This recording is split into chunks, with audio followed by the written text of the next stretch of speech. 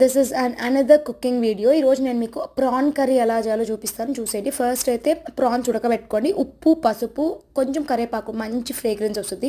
So మంచిగా ఉడకబెట్టుకొని పక్కన పెట్టుకోండి. తర్వాత ఒక పెద్ద కడాయి పెట్టుకొని ఆయిల్ వేసుకొని పచ్చిమిర్చి, ఆనియన్స్ అండ్ అల్లం వెల్లుల్లిపాయ పేస్ట్, కరివేపాకు, కొత్తిమీర వేసుకొని మసాలా మంచిగా వేగేదాకా సిమ్లోనే పెట్టుకొని ఉడకబెట్టుకోవాలి.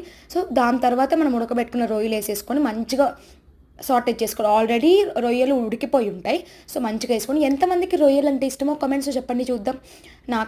నాకు ఇష్టమే లేండి, నాకు నాన్ వెజెస్లో అన్నీ ఇష్టం, మెయిన్గా చికెన్ అంటే చాలా ఇష్టం.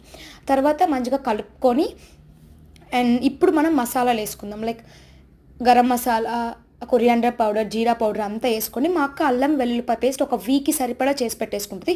తర్వాత సరిపడా వాటర్ వేసుకొని, మన గ్రేవీకి ఎంత కావాలో అంత వాటర్ వేసుకొని మంచిగా లిడ్ పెట్టేసుకొని వదిలేయండి. కాసేపు ఒక 10 to 20 minutes తర్వాత మన ప్రాన్ కర్రీ రెడీ అయిపోతుంది.